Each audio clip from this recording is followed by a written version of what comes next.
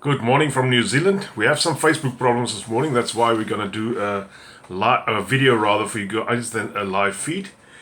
So this is me, Viljoen from Welcome Bay in Tauranga in the North Island of New Zealand. I'm a financial advisor here, not an immigration advisor. So this morning I'm going to answer some questions on money and investments. We had a few questions during the week from people that asked us some different questions regarding money and that type of things in New Zealand on both islands. It's basically the same problems. One of the big questions we get is banks. They ask us, what about banks? Now, New Zealand has got 25 banks, believe it or not. There's a list of them. Let's go through a few of them. They've got ANZ, they've got ASB, they've got a lot of other banks like Bank of Baroda, Bank of China, Bank of India. Then they got Bank of New Zealand, which is also called BNZ on this side. Then the China Construction Bank, Citibank, Commonwealth Bank, Heartland Bank. Heartland Bank is a big one in the car finance sector, as well as shorter term loans. Then they got Kiwi Bank, which is a smaller bank here. They got Cooperative Bank, Southland Building Society, MUFG Bank. What that stands for, I don't have the faintest idea. Then they got TSB. TSB is proud to say that they're the only New Zealand-owned bank. And then they got Westpac. I myself am with Westpac. And to be quite frank, I've never had any problems with them from the start. Of banks in New Zealand is quite easy. They all start with a 0 something, 01, 02, 03. That is your bank. Then you got about 4 other letters that is to do with the branch, and then you got your smaller bank number. It's very easy to pay money over between banks. It's quite easy. You just type in the other person's number, and it sends it over to them directly. So that money is available within a few minutes from any bank to any bank. So there's nothing like in South Africa, if you pay money from ABSA, then it takes 3 working days just to reach the other bank. It was always quite interesting for me to see why banks would hang on to money that long.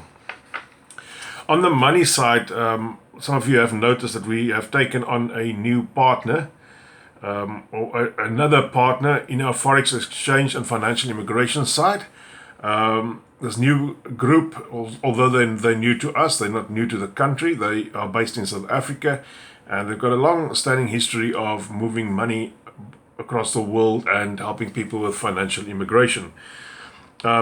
We have not chosen them above the other group that we are currently using, but we are just giving ourselves the chance to use more than one group.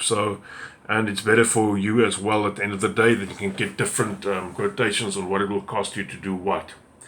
Let's talk a bit about money and investing. A lot of people is bringing money over to New Zealand and they want to do something with the money. Now in South Africa, you have this share market, places like Stanlib, Sanlam, Old Mutual. These guys, they do the investments for you. You got money markets, but every bank offers a money market fund, which is basically you borrow the money, your money, to the bank, and the bank borrows it out to somebody else. So the bank in South Africa will basically give you about 7% for your money that you give to them.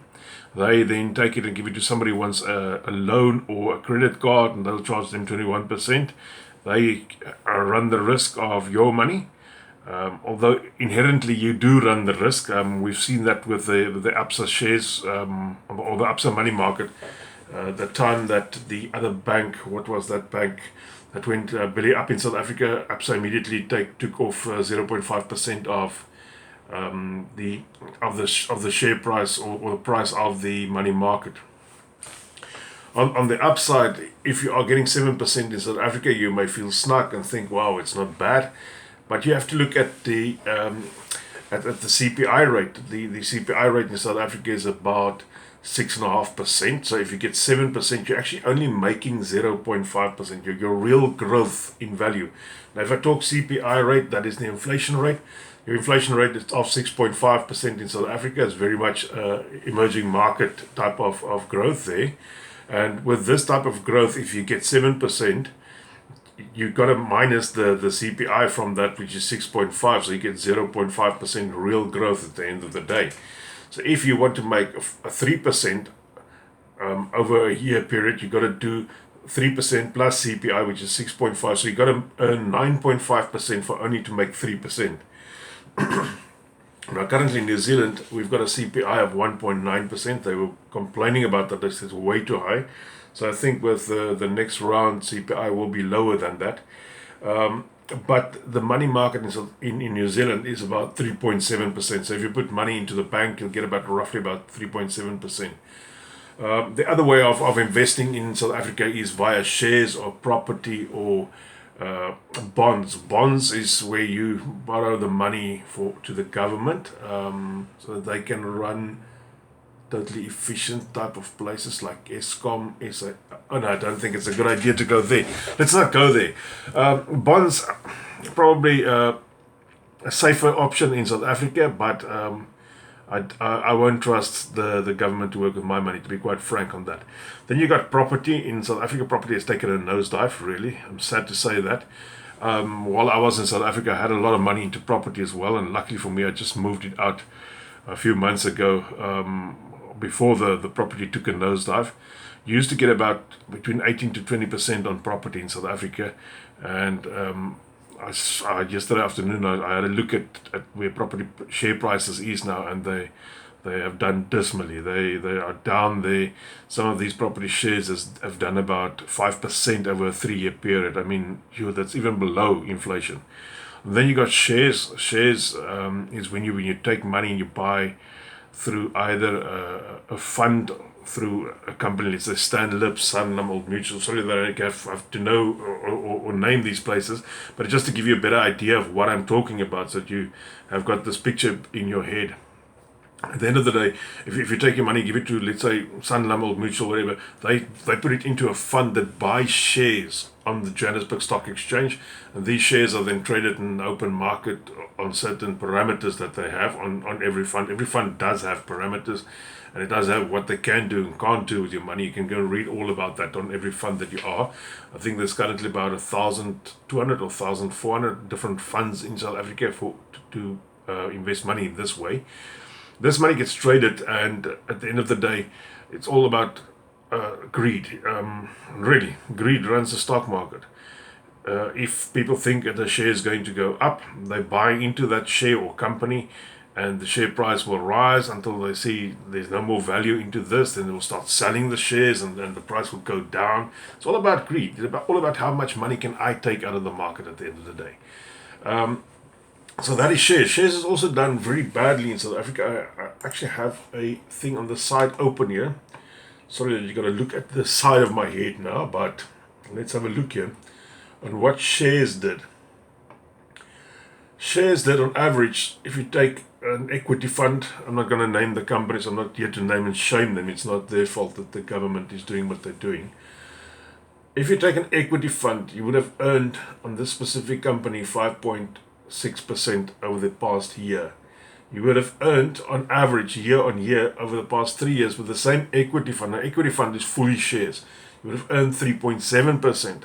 If you have a CPI of 6.5, you're only earning half of that. So this means as the prices of goods go up, you lose half your value of the growth, basically. For you to earn 3.7% real money, you would have had to earn 3.7% plus 6.5% of CPI. So just to give you a small idea on that, there's another SA equity fund, 3.8% for the year. It has done 0.68% over the past 3 years. Only funds that really have done good in South Africa is money market funds, and that is not the norm. Money market is supposed to be the safer, the smaller growth funds that do less well than the other funds, but for reasons known to us, and the way that the country is run, money market has done better than any other funds, which is actually a bad thing, because a lot of people are into shares and a lot of people are into bonds. Bonds has also done not too badly, but bonds is very much run by outside greed as well. As soon as somebody in Parliament says something wrong, then the offshore investors take their money and run, and bonds drop. And the other side, if they think it's going to go better and they're going to make a quick buck, then they are back into bonds again. Investing in New Zealand, I've seen quite a few places that you can invest with. There's quite a few companies very much the same as the Stanlib, the Sanlums, and those kind of places. Your normal your normal insurance company on this side does not do investments that way. That's not the same as in South Africa. In New Zealand, you have either got to invest in the banks, which is your money market part, and there you get about 3.7%.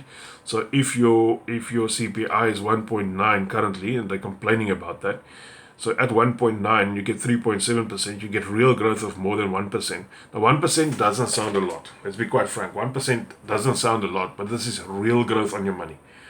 And this is in dollar terms. So you basically get 1% or more growth on your money, while in South Africa, even if you're getting 6% there, you're not making real money. You're actually going backwards. I'm not taking South Africa down now. That is just the way that money is structured. I've actually saw something this morning, a company on the internet, and I'm going to join them, that you can put your money into shares by yourself very easily from wherever you are, and do a weekly or monthly or fortnightly contribution from the site. This morning's thing will be a bit shorter because of the Facebook problems we have. So let's go to the next point that I promised to talk about. What I will do is next week, I think we will continue this discussion next week, because this is quite an important discussion for people. Insurance. Let's talk about insurance. I've had the questions of when do we stop our medical aid. That's quite an important thing. You're coming from South Africa to New Zealand, and you are going to join the government medical fund, or medical, I won't say medical aid, but government medical this side. Just make sure that you are eligible for that. There is, on our page, there is a place where you can go and see if your visa qualifies to be on government. Government medical is absolutely great. It looks very much like the Mediclinics in South Africa that you all know about. And the basic thing is mostly free. You do pay for doctor visits. You pay $45 a doctor visit, and $5 per pill type on the description. It's not per one pill, it's for the amount of pills. So if you've got 3 different pills that you drink, you will pay 3 times $5, which is $15. When do you stop your medical aid? I will say stop your medical aid as soon as you reach New Zealand, because you're not going to use it anymore here. If you have a medical aid that can give you some travel insurance, it's just for the period that you are flying. If anything goes wrong, let's say in Thailand or wherever else your flight takes you, Australia or so, then you won't be covered there by your New Zealand medical. You will only be covered by New Zealand medical while you are in New Zealand. So best is to get some travel insurance just for this flight, 2-day flight. With some guys that see fly 3 days here. Let's talk the other thing. A lot of people ask me about is New Zealand wills. You need a will for every country that you have assets in. You don't need a will for every country that you've ever been in. You need a will for every country that you do have assets in. So if you still got a house in South Africa, that is an asset, you need a will for that. If you have lived in the UK for 3 or 4 years or whatever period of time, and you've got a bank account with money in there, you need a UK will. The same with New Zealand. Traveling this side and bringing your kids with, even if you have nothing here. A lot of people arrive with just their suitcases, but they have kids here. The big thing is you need to have a will as soon as possible. The will regulate and say what will happen to the kids if both of you die. Now, New Zealand is a very safe place, but bad thing has happened here already in the past. In the past 2.5 months, 4 South Africans were injured, 2 died, and 2 were injured in motorcycle crashes. The 2 that died one was on a bike riding on the road, and the other one was in a vehicle. They died, and unfortunately, on the one person on the bike, I have not heard anything really back from that. But it's not a good thing if anybody dies this side, and suddenly there's a lot of things that needs to be done. somewhere along the line your assets needs to be realized, and then the kids needs to go somewhere and so forth. On all of these people, luckily they still had spouses left which could deal with that. But if both parents was dead and the kids had to go somewhere, the first place they would have gone into the system. Now, to get kids out of the system in New Zealand, and the system here is very good, they look after their kids. So it's quite a big thing to get the kids out of the system back into the guardians. Guys, so New Zealand wills, we do give wills with all our life covers that we do supply. If you haven't heard that in the beginning, I am a financial advisor. So this is something that we do for our customers, and we see that you are fully covered all over, and we give advice on that. I'm allowed to give advice on South African investments as well. I'm not allowed to give advice on New Zealand investments, so I can only tell you what is available here. And once you are here, we do have somebody that works for us that can help you with the investment side. On the in South African investment side, if you bring money over from South Africa to New Zealand, you need to do it at the best possible rate.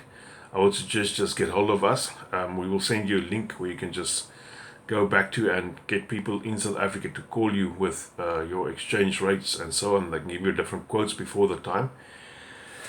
And what else was there this morning I wanted to tell you all about? The banks in New Zealand, I want to take a step back to the banks.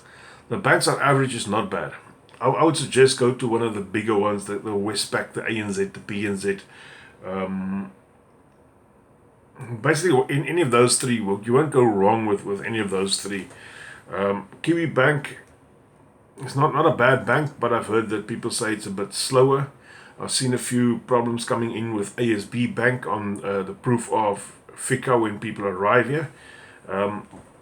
As a rule, you can open a bank account from South Africa. You go on the internet, go on the online, look at the migrant banking section, and then you do an online bank account opening there.